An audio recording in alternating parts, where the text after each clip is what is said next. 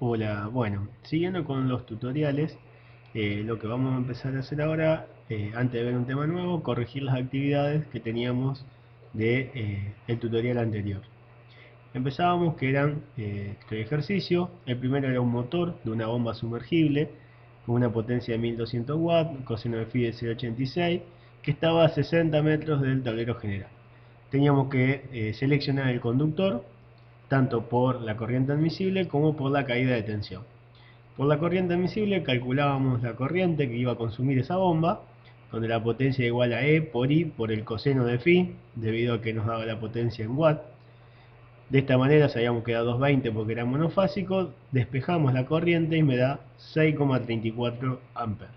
Si mirábamos para una corriente de 6 amperes con el cable de 1 milímetro, el primero que figura en la tabla, ya nos bastaría porque llega hasta 10,5.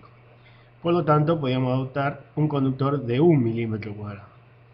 Luego, calculamos por caída de tensión, que es del 3% por ser monofásico, los 60 metros que teníamos y la corriente que consumiría, y nos da que como mínimo, para tener una caída de tensión del 3%, necesitamos un conductor de 1,98 milímetros cuadrados, por lo cual en la tabla saltaba de 1,5 a 2,5, por lo tanto vamos a adoptar un cable de 2,5 milímetros cuadrados para la alimentación de esta bomba, del motor de la bomba sumergible.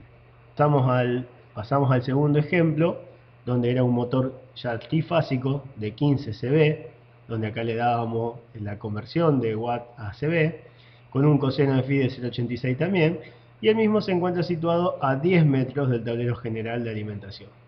Por lo tanto, primero pasamos estos 15 CV a watt, me daría 11.175 watts, y vamos a la fórmula donde, por acá yo esto no se lo expliqué antes, pero quería ver si lo investigaban o si ya lo tenían de otras materias, donde la potencia va a ser igual a E por I por el coseno de phi, pero al ser trifásico se agrega este factor que es la raíz de 3, ¿sí? En la fórmula de potencia.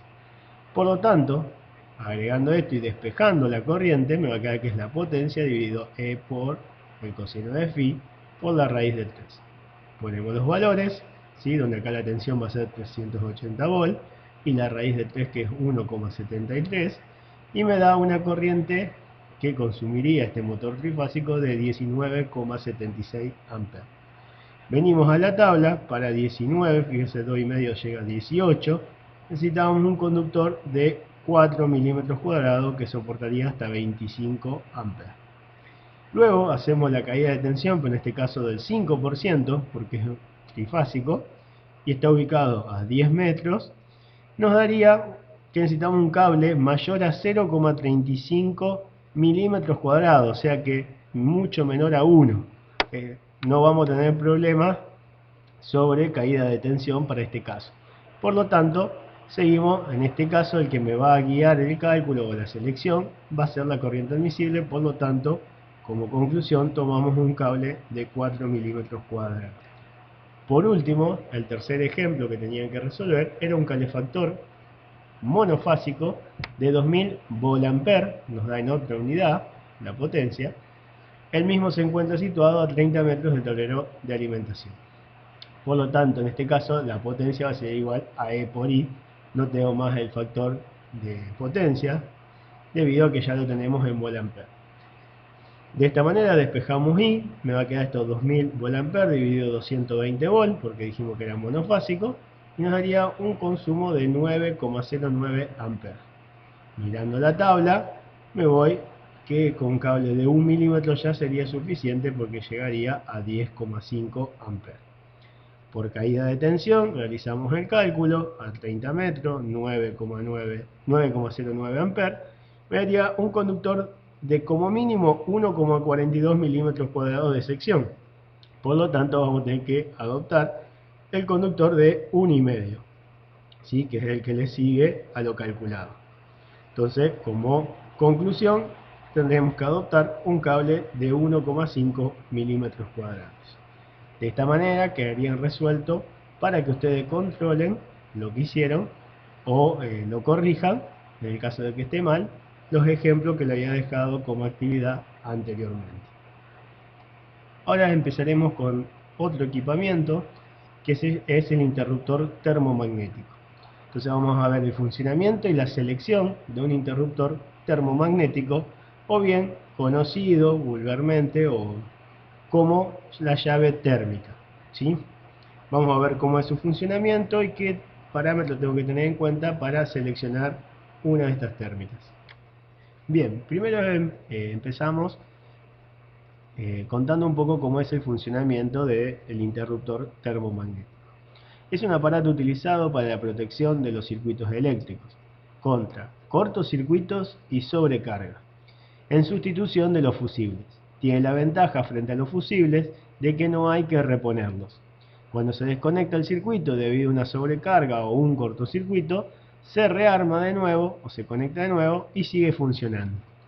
Su funcionamiento se basa en un elemento térmico formado por una lámina bimetálica que se deforma al pasar por la misma una corriente durante un cierto tiempo, para cuyas magnitudes está dimensionado. Eso sería una sobrecarga. Una sobrecarga quiere decir, yo tengo un consumo para mi equipo, suponemos 9 amperes, cuando consume 9,5, 9,8, un poquito más de ese, durante un cierto tiempo, se considera una sobrecarga. Está consumiendo un poquito más de lo que tiene que consumir esa carga, y ahí se actuará este dispositivo.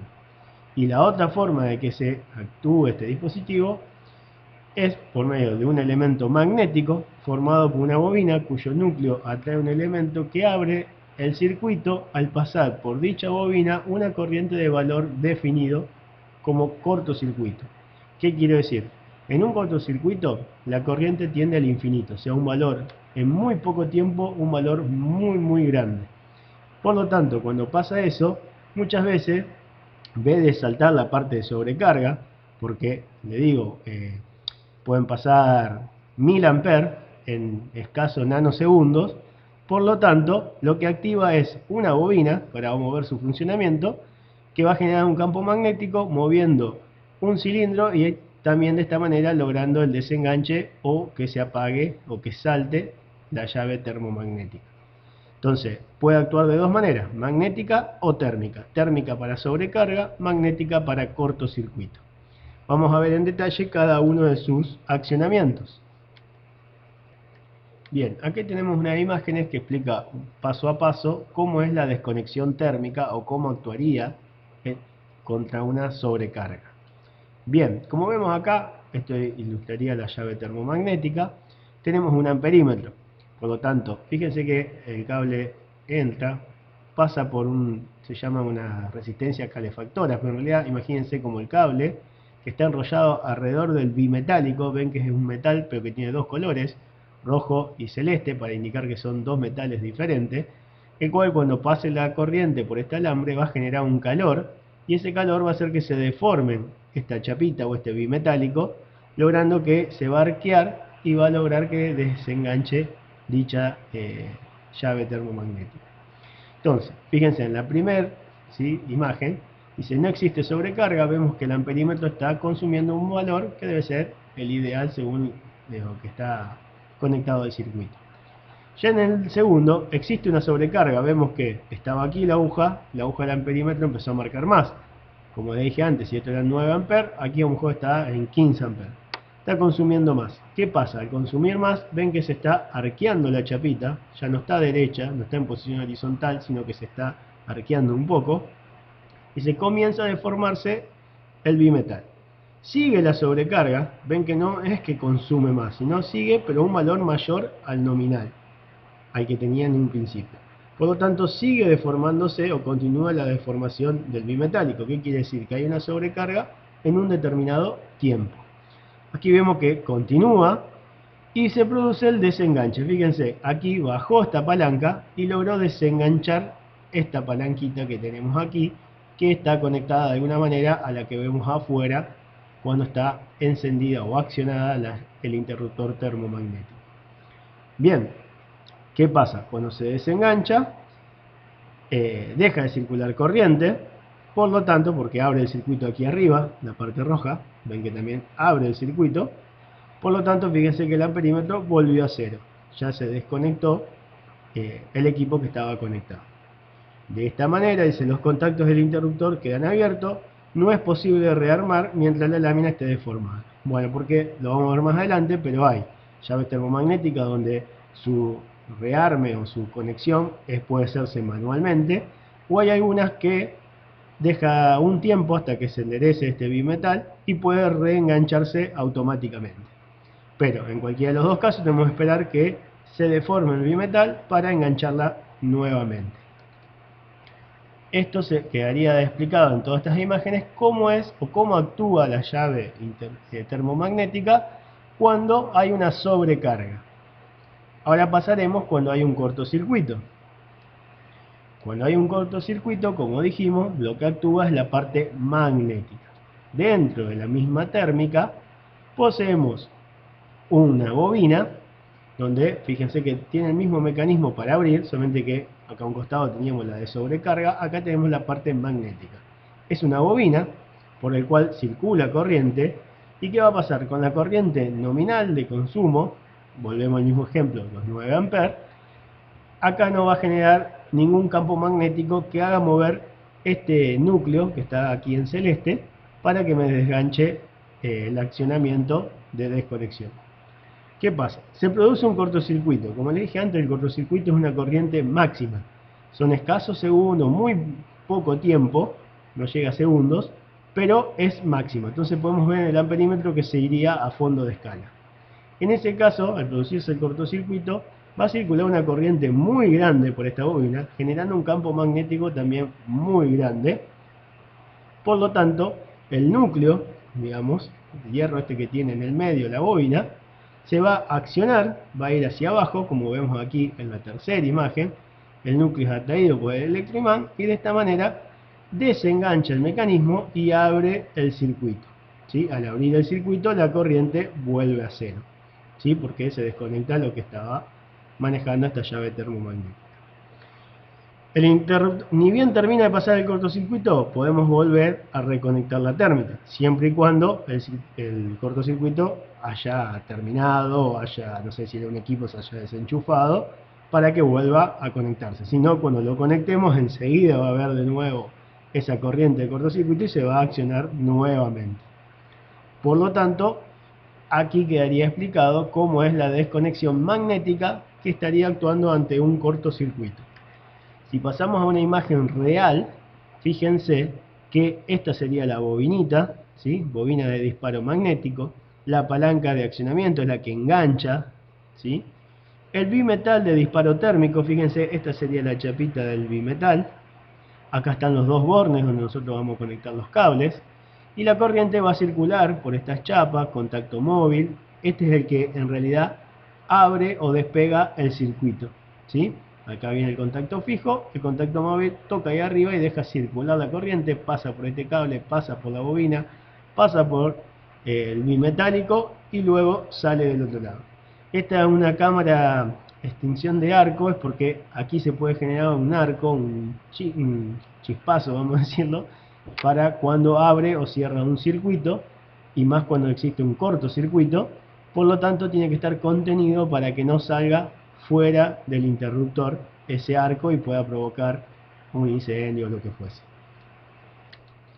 Bien, ahora lo que vamos a ver son las distintas características que podemos encontrar en un interruptor termomagnético, o más conocido como ITM, como las siglas para abreviarlo.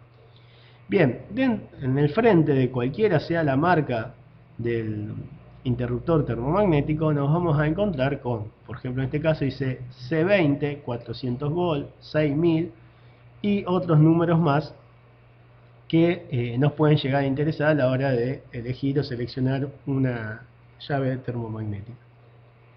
Primero, la C indica la curva de disparo. Lo vamos a ver en la siguiente imagen, pero hay distintas curvas donde en realidad podemos ver en qué tiempos va a accionar la parte magnética y en qué tiempo va a accionar la parte por sobrecarga.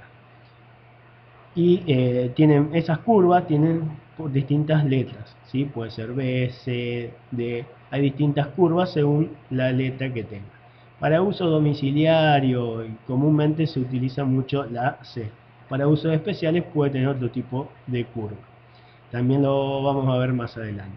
Por otro lado, el 20 que me indica la corriente nominal.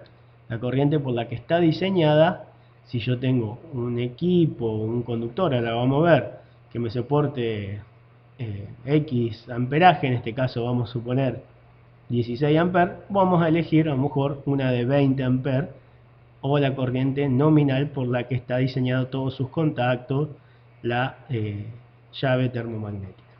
Por otro lado, el voltaje, ¿sí? Esta podría usarse en la parte trifásica porque llega hasta 400 volts. ¿Sí? Si hay alguna más chica, únicamente podemos usarla en la parte de monofásica. Por otro lado, tenemos el poder de corte, ¿sí? Que es la capacidad de interrupción, que en este caso dice 6000. Eso puede estar en kiloamperes, ¿sí? Que puede ser 6 kiloamperes como está aquí abajo, o 6000 amperes. ¿Qué sería? No es que va a soportar 6000 amperes, en realidad el interruptor termomagnético está para 20 amperes nominal. 6000 o puede ser 3000 o puede haber de 4500 son la corriente que puede soportar en un cortocircuito sin dañar las características técnicas o dañar, vamos a decir, sin fundirse, sin generar un arco que pueda dañar cosas lindantes o cosas pegadas a la llave termomagnética. No quiere decir que si pasarían 5000 amperes la llave termomagnética siga funcionando, sino que el cortocircuito que se generó o lo que haya pasado queda contenido dentro de la llave termomagnética. Hasta 6000 amperes, en este caso, los plásticos, los demás componentes de la llave termomagnética me aseguran que va a quedar contenido y no voy a generar, qué sé yo, que se derrita la llave térmica o que pase algún cortocircuito mayor. Hasta ese es el poder de corte, hasta 6000 en este caso se soportaría el interruptor termomagnético. ¿Sí? No quiere decir que si hubo un cortocircuito de 5000, como dije, haya que cambiar la llave termomagnética. Esto pueden encontrarlo, o la reglamentación te pide mayor a 3000. Pueden encontrarse con 3000, 4500 o 6000. Por lo tanto, si yo quiero, puedo pedir una térmica, o debo pedir un interruptor termomagnético C1023K. ¿Qué sería eso? Tendría que tener una curva C, una corriente nominal de 10 amperes.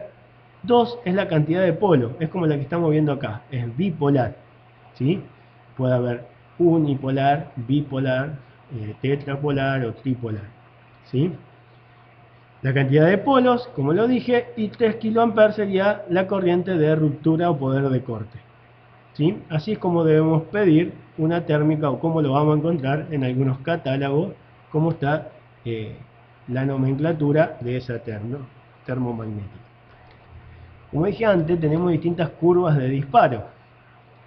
Esto es un caso general donde en un eje tenemos el tiempo de disparo en milisegundos y por otro lado tenemos la corriente sobre la corriente nominal, o sea, la corriente de la llave termomagnética. Como el ejemplo anterior, aquí iría 20 y aquí estaría la corriente que está consumiendo en ese instante, dividido la nominal. Como vemos, las curvas son todas similares, ¿sí? En su forma, donde tenemos, bueno, acá una banda de tolerancia, que es donde puede trabajar la llave termomagnética, no es solamente una curva, sino que hay una cierta tolerancia. Y en la primera parte es la desconexión térmica, o sea, si hay una sobrecarga. Luego, donde es vertical, es la parte mixta, que puede haber, la desconexión puede darse por una parte térmica o la parte magnética, ¿sí? Vemos en el tiempo que demore si se acciona en esta parte o en esta parte. Y por último, la desconexión magnética, ¿sí? Dependiendo de dónde se nos da ese cortocircuito o esa sobrecarga, va a accionarse o va a cortar acá la línea y eso va a ser en el tiempo que reaccionará la llave termomagnética. Lo vamos a dejar acá por el tema de curvas, porque lo vamos a ver más adelante cuando hagamos la selección, pero logrando una selectividad. ¿Qué sería una selectividad? Que muchas empresas o en un domicilio podemos tener un interruptor termomagnético la acometida de la luz, en el pilar de entrada de la casa, y otras dentro de la misma casa, que se encuentra ubicada no sobre la línea de edificación, sino mucho más adentro. O por ahí pasan departamentos donde hay un bloque con la acometida con todos los medidores y sus correspondientes interruptores termomagnéticos de cada departamento, y otro adentro porque los departamentos son internos. Por lo tanto, ahí se va a crear una selectividad. ¿Qué sería? Que si se me produce un cortocircuito o una sobrecarga, se accione primero la que se encuentra dentro del departamento o dentro de la casa y luego la que está en el frente, logrando de esta manera no tener que bajar a restituir o ir hasta el frente o mojarnos para ir a restituir el interruptor termomagnético. Entonces, cuando queremos una selectividad, ya tenemos que entrar a ver con estas curvas cómo hacemos para que primero accione una y luego la otra, ¿sí? Pero lo vamos a ver más adelante. Si seguimos un poco, vamos a ver ahora los rangos de los interruptores termomagnéticos. ¿Qué quiere decir los rangos? ¿Cómo vienen estándar en el mercado? ¿Sí? Fíjense que es lo mismo, yo acá busqué de una marca, pero lo respetan casi todas las marcas. Y llega hasta 63, también hay marcas que llegan hasta los 100 amperes. En este caso, y si queremos más, vienen, pero son ya un poquito más grandes en tamaño y pueden regularse esa corriente de disparo y demás. Comúnmente y estándar tenemos unipolares, bipolares, tripolares o tetrapolares. Lo más común, puede usarse cualquiera de todas estas, lo más común que podemos llegar a utilizar es la bipolar, ¿sí? Que es la que usamos para todos los domicilios, en instalaciones monofásicas, donde debemos cortar tanto el vivo como el neutro, o las tetrapolares para instalaciones trifásicas, donde cortamos los tres vivos más el neutro.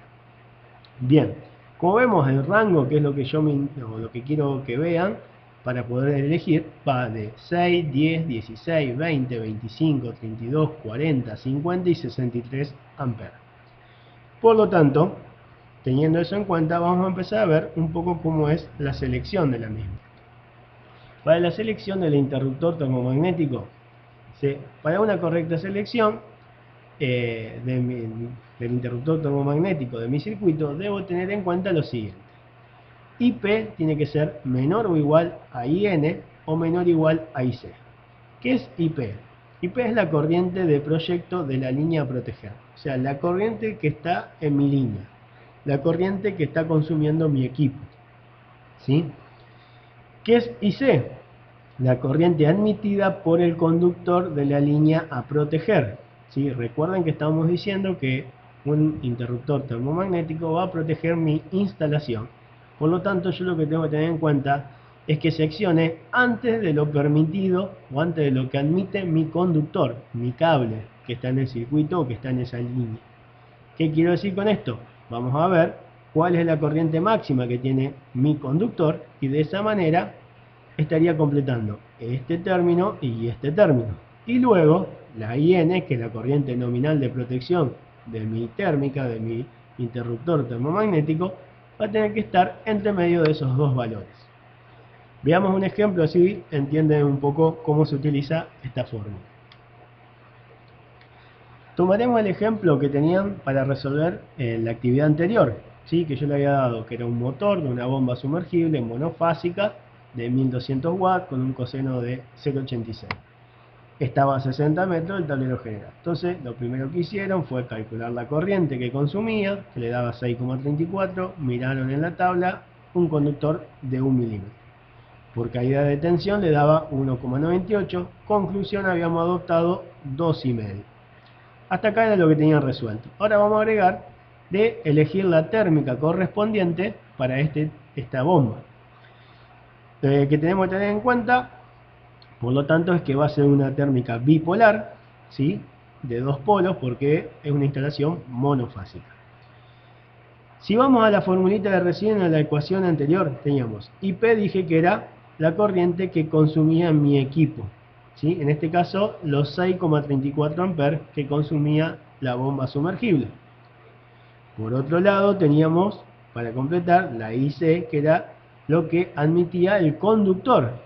¿Qué hago? Voy a la tabla con un conductor de 2,5 decíamos que soportaba 18 amperes. De aquí sale este 18 amperes. Ahora, teniendo estos dos valores y viendo esta ecuación, yo tengo que elegir la corriente nominal de mi interruptor termomagnético. Esa puede ser, mirando los disponibles, tiene que estar entre 6, ¿sí?, y 18. Si vamos acá a la escala, como dije, tiene que estar entre 6 y 18. Si teníamos la de 6, no puedo, porque tiene que ser mayor o igual a 6,34. Por lo tanto, podía elegir la de 10 o la de 16, ¿sí? Cualquiera de las dos estaría bien. Por ahí, si tengo que elegir por una, elegiría la de 10, por lo tanto tengo un rango de protección mayor. ¿Qué quiero decir? Si consume mi equipo de 4, empieza una sobrecarga y sobrepasa los 10 amperes, no es tanta la diferencia como que sobrepase los 16. Por lo tanto, estaría mejor protegido con la de 10. Pero cualquiera de las dos estaría bien. ¿Por qué? Porque cualquiera de las dos va a accionarse por una sobrecarga antes de los 18 que me permite el cable.